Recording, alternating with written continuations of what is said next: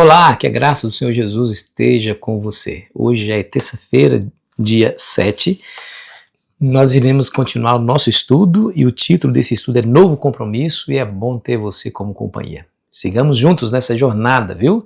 Não se esqueça de se inscrever caso ainda não se inscreveu no nosso canal, a sua inscrição é importante.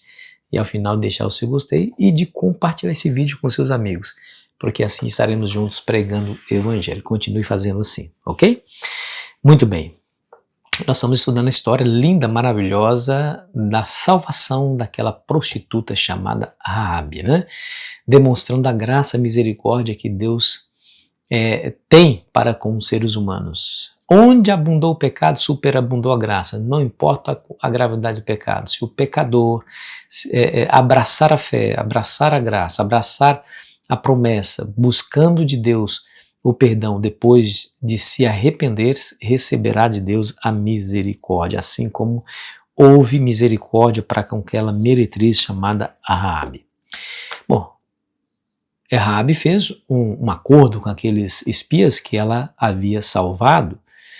Ela pede que eles façam algo por ela e pela casa dos seus pais, do seu pai, que seria o seu pai, sua mãe e seus irmãos. E ela sabia, tinha certeza que o Senhor daria vitórias ao povo de Israel contra o exército poderoso de Jericó. E que aquele povo haveria de ser destruído. Mas ela, temendo sua vida, acreditando que Deus realmente daria a vitória, ainda que as evidências apontavam o contrário, né, porque Israel não era um exército tão bem armado quanto o exército de Jericó e os gigantes que eles possuíam no exército.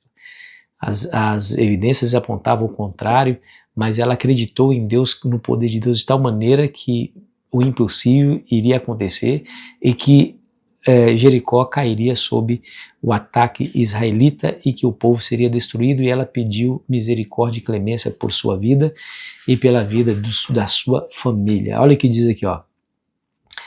A partir do versículo 12 e do versículo 2. Agora, pois, jurai-me, vos peço pelo Senhor, que assim como usei de misericórdia para convosco, também dela usareis para com a casa de meu pai, e que me dareis um sinal certo de que conservareis a vida de meu pai, a minha mãe, como também os meus irmãos, as minhas irmãs, como tudo o que tem, e de que livrareis a nossa vida da morte. Olha que coisa interessante, né? Eu quero um sinal. Eu usei de misericórdia para com vocês. E eu espero que vocês também usem de misericórdia para conosco, né? Vida por vida, misericórdia por misericórdia. Eu sabia a vida de vocês. Por que vocês não podem salvar a minha, né? Que coisa interessante, né? Isso aqui demonstra fé, é isso que eu estou dizendo. As evidências apontavam o contrário, que Israel seria vergonhosamente desbaratado, porque o exército de Jericó era muito mais preparado. A cidade era inexpugnável, ou seja, as muralhas protegiam a cidade, então não haveria evidência concreta que apontava para a vitória de Israel. Muito pelo contrário, mas para a derrota de Israel.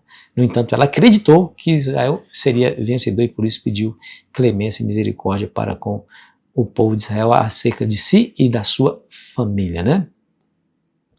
E aí, o verso 17 diz assim, ó, disseram-lhe os homens, desobrigados seremos desse teu juramento que nos fizeste jurar, se vindo nós à terra, não atares este cordão de fio de escarlata à janela por onde nos fizeste descer, e se não recolheres em casa contigo teu pai, tua mãe, teus irmãos e toda a família de teu pai, qualquer que sair para fora da porta da tua casa, o seu sangue lhe cairá sobre a cabeça e nós seremos inocentes. Mas o sangue de qualquer que estiver contigo em casa caia sobre a nossa cabeça se alguém nele puser a mão. Olha que interessante, tá vendo? Então vamos fazer o seguinte, o sinal será esse, você vai colocar na janela por onde nós descemos um cordão, né? Um fio de escarlata vermelho, né? Um cordão de fio de escarlata vermelho à janela, por onde nós nos fizeste descer.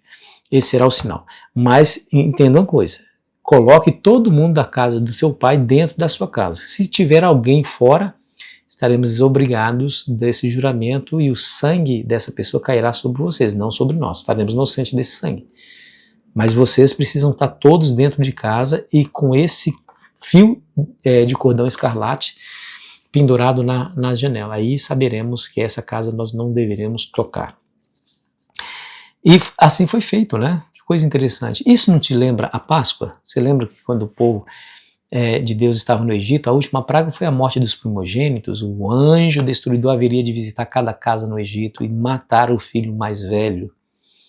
Mas não entraria na casa onde ele visse a porta, né, os portais e as vergas da porta tingida com o sangue do cordeiro. Isso é muito significativo, né? Aponta exatamente direto para a Páscoa. Ou seja, o destruidor não entraria porque havia um sinal marcando aquela porta ou aquela casa. Assim também foi com a história de Raabe. O sangue estava simbolizado pela cor do cordão, que era escarlate, vermelho. Escarlate é vermelho. Aquela casa, a casa de Raabe, estava marcada, identificada com aquele cordão escarlate, demonstrando exatamente que ela havia cumprido a sua parte no acordo, acreditando exatamente naquilo que os espias lhe disseram.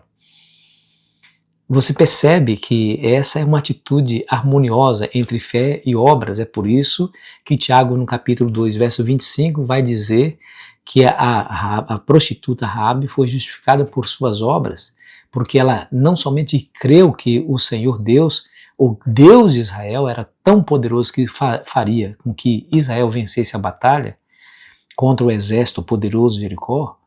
Não somente ela creu, mas ela agiu de acordo com essa crença, obedecendo aquilo que lhe foi ordenado. Isso é maravilhoso, isso é maravilhoso. Veja o que Ellen White diz aqui, ó. Pela obediência, o povo devia dar prova de fé. Assim, todos os que esperam ser salvos pelos méritos do sangue de Cristo devem conscientizar-se de que eles próprios têm algo a fazer para conseguir a salvação. Embora apenas Cristo possa nos redimir da pena da transgressão, devemos desviar-nos do pecado para a obediência. O ser humano é salvo pela fé e não pelas obras. Contudo, a fé deve ser mostrada pelas obras.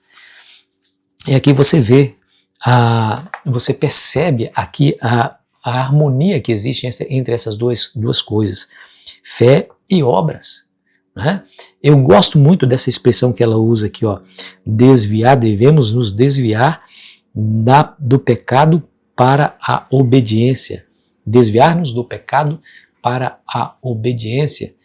De fato, se imagina um indivíduo que diz assim, eu creio no Evangelho, fui alcançado pelo Evangelho, continua desonesto, continua maldizente, continua violento com a família. Isso demonstra que de fato o Evangelho não alcançou coisíssima nenhuma. Alguém que é alcançado pelo Evangelho e se deixa alcançar, se rende ao poder do Evangelho, essa pessoa, pelo poder do Espírito Santo habitando seu coração, se torna uma nova criatura e passará a viver de acordo com os padrões de Deus, não com os padrões do mundo. Essa é a parte que nós devemos fazer. Devemos desviar-nos do pecado para a obediência. Mas nós não temos força, pastor? Claro que não, eu também não tenho, você não tem, mas Deus tem. E Ele pode te ajudar. Tudo posso naquele que me fortalece. Lembre-se das palavras de Paulo em Filipenses. O próprio Jesus, no João 15, Evangelho de João, capítulo 15, ele diz no verso 5, eu sou o videiro, vós sois os ramos. Aquele que está em mim dá muitos frutos, porque sem mim nada podeis fazer. Então nós não podemos fazer nada sem Cristo. Se nós estivermos em Cristo, nós podemos sairmos da escravidão do pecado para sermos escravos da justiça, assim que Paulo nos ensina. Deu para entender aí, querida e querido amigo? Novo compromisso, viu? Novo compromisso. Uma vez alcançado pela fé, essa fé precisa mudar a nossa atitude diante dos desafios dessa vida. Que essa seja a sua realidade no dia de hoje. Ore comigo.